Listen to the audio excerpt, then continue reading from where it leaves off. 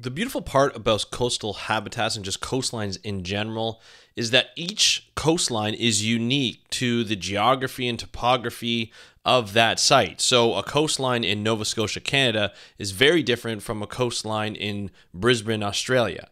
Or a coastline in, the southwest of France is very different from the coastline in Chile.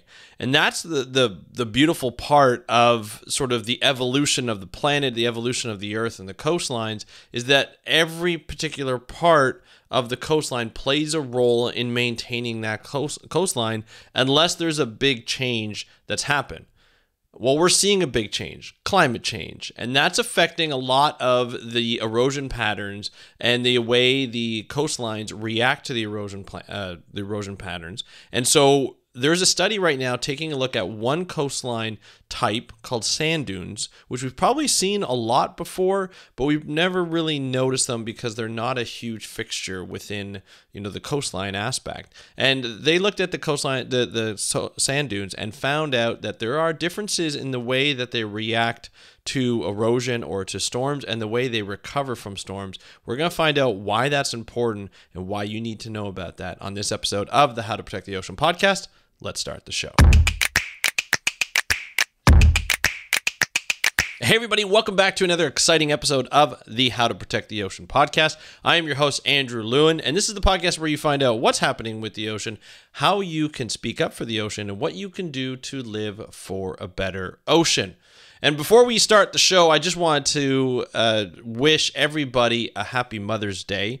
This is Monday after Mother's Day, and so I wanted to just make sure everybody who's part of the audience or everybody who's listening to this episode, if you're a mother or you have a mother, and we know the sacrifices you make throughout your life as a mother. We know how strong you have to be a mother, except sometimes we just don't acknowledge it. I find Mother's Day is a way to sort of sit back and realize how much mothers mean to us and what they do for us just in general as the sort of the glue of a family and so forth. So I just wanted to wish everybody who's a mother happy Mother's Day. I hope you had a great day. I hope you have a great year. And for those of you, it's a difficult day to be a mother going through different problems. We're here for you. We love you, and we hope you have a good day, and we hope things turn around for you as well. Anyway, let's get back to the show. Sand dunes. This is probably something that, your Monday morning, you probably wake up and you're like, I did not expect that the How to Protect the Ocean podcast is going to talk about sand dunes.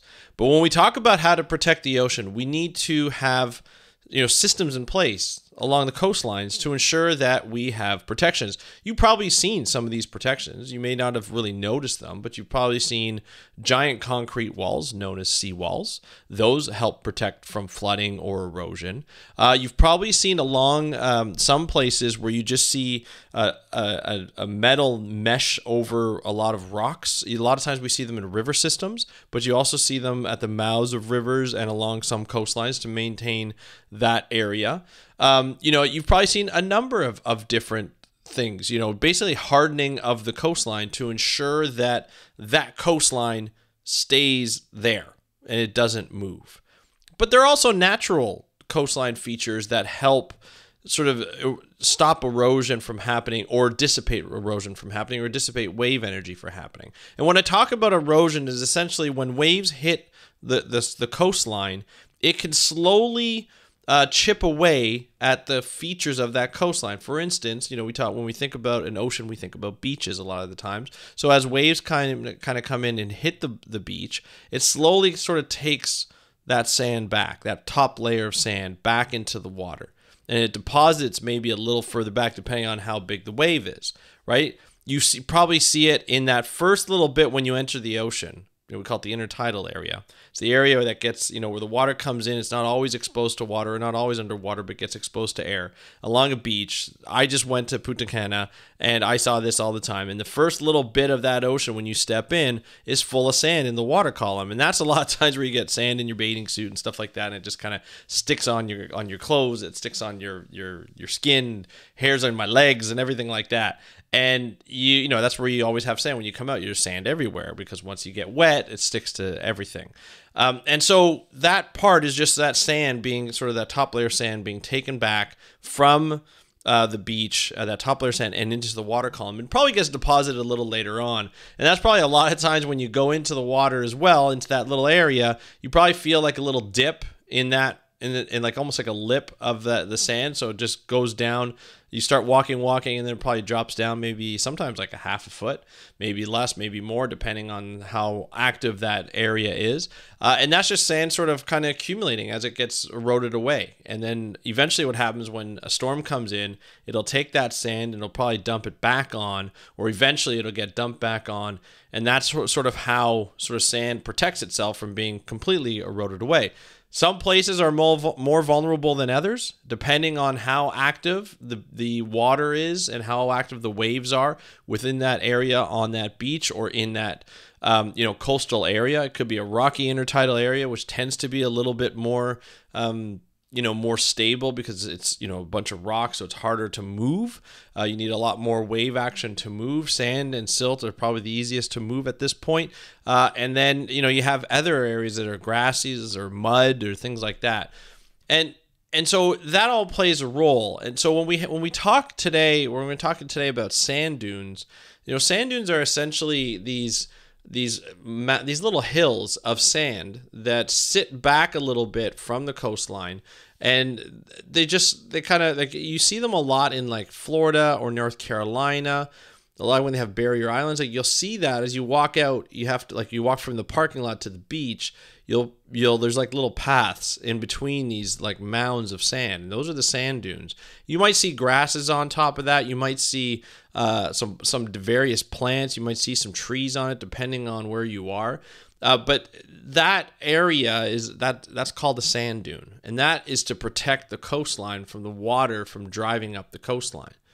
And each layer sort of kind of gives each layer of that sand dune kind of gives a picture of what the erosion was like in the past and could predict the future. And that's coming out of a paper that was just published, and I don't know exactly where it was published in, but it's part of the Dunes Project. Maybe it wasn't a paper that was published, but it's a project that's been going on, and it's in Europe. And they're talking about sort of the coastline areas in Europe, and talking about how many parts of Europe could suffer 10 times more coastal flooding by 2100, depending on the trajectory of greenhouse gas emissions that cause climate change, according to the European Environment Agencies. So essentially what this does, this project called Dunes, D-U-N-E-S project, it's basically putting together a complete history of human-environment interactions in coastal areas worldwide. So not just in Europe, but it's worldwide, which I think is amazing. The project, which began in 2018, November 2018, and runs through April 2024, so there's a year left as of this podcast, covers France, Portugal, the UK, Brazil, Mozambique, North America, and New Zealand. It says humans have a long history of connecting with dunes, and that history is marked by ups and downs. For instance, the 17th to 18th century, dunes in Denmark, France, the Netherlands, and Portugal were considered dangerous because of the sand blown inland by the wind silted rivers and harmed farms. Well, to combat that, they actually planted these grasses called marram grass, which is the Latin name is Ammophila aranearia. God, I'm awful at Latin. To trap the sands from getting into that. Then later, in the 19th century and early 20th century, they started to go with more in more habitats that were a little bit more structured, that caused more like they started to plant more grasses, trees, things like that. They did find some problems with that. They said that these new forests often were monocultures of non-native species that disrupted the existing ecosystem, so that was a problem. And then there was the second, extensive tree planting. The second problem was, along with widespread urban areas, building harbors and dams, dredging of navigation channels, and construction of seawalls and low barriers known as groins caused profound changes in coastal areas. So having that human-altered areas that hardened the shoreline was not good. Now, what they do said, I talked about the wave power of the dunes and why they keep the reservoirs. A lot of the hardening of those coastlines are going back to softening and being more natural areas. So this is all part of a project that is supposed to provide a new approach and look at how the dunes will act as a barrier of erosion and how to identify specific areas that are more vulnerable towards wave action, and maybe identify areas that need more work into either building up the dunes or monitoring the dunes or adding, specific plants, adding specific sort of architecture around the dunes to ensure that it's fortified against wave action where it is vulnerable. All these approaches it's going to take a long time to kind of identify, especially looking at the geography of the areas, but it's necessary because, we are forced to adapt to climate change as is now. We are seeing more and more flooding, not only in North America, but in Europe and in South America, all over the world. We're seeing it. You got to remember, 60% of the population lives along the coastline. It's probably more than that right now. And Europe is warming twice as fast as like the world average. So Europe is really getting some time. So is really going to need to adapt to climate change. And so preparing for this is what a lot of countries are doing as part of their climate action. Is they're preparing for areas that are vulnerable, identifying areas that are vulnerable, and preparing for those consequences by either fortifying using natural systems, or sometimes they may have to go to human sort of hardened systems along the coastline to ensure that areas are not affected. Some are even not only planning for sort of event flooding, like hard event flooding, so looking at storm surges and things like that. Some areas, and even as much as local areas, are looking to plan against nuisance flooding. In fact, one of our past guests and multiple time guests, Dr. Andrew Thaler, is working in his area of St. Mary's in Maryland, and he's the chair of the climate committee in his area. And so what he's in his town and or county, I guess, and what they're doing is he's got this tool that he's built to monitor flooding in the area, nuisance flooding. So what areas are going to flood on a regular basis, and how do they protect for that?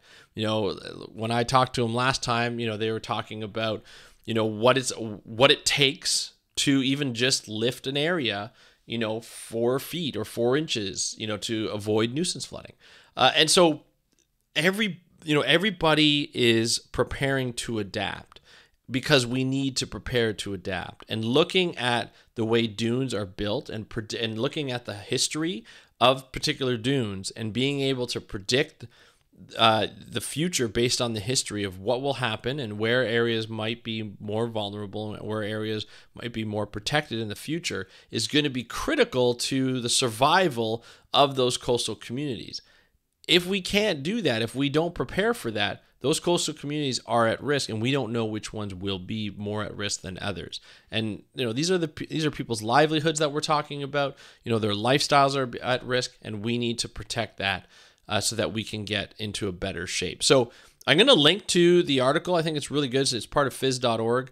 It's a great article, and there's a lot of links on there. So I highly recommend that you take a peruse around that and to kind of get into the Dunes project. It would be amazing to get these people on, and I think it would be a lot of fun. Joanna Freitas is an environmental historian at the University of Lisbon in Portugal. I think it would be really interesting to hear what dunes have had to offer in the past and how that's changed, and how humans have sort of engineered sand dunes to become better, and what this project is really involved. I'm going to see if we can get her on the podcast to talk about that.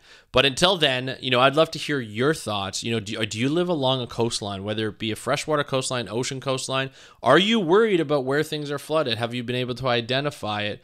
Have you heard your municipality or your local area, your local government talk about this type of flooding in the past, or are you worried about it in the future? I'd love to hear your thoughts on that. Hit me up on Instagram at How to Protect the Ocean. That's at How to Protect the Ocean. The link is actually in the show notes if you want to get a hold of me. But also don't forget, I'd love to hear your conservation journey. I've had a number of people book with me through the Calendly link in the show notes as well.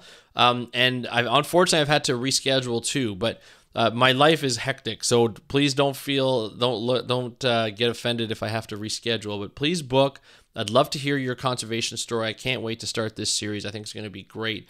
I think it's going to help share a lot of our conservation stories, help either build on the successes of the past and even talk about the challenges that people have, people are going through, so we can get over them in the future and offer advice. So thank you again for joining us on this episode of the How to Protect the Ocean podcast. I'm your host, Andrew Lewin. Have a great day. We'll talk to you next time, and happy conservation.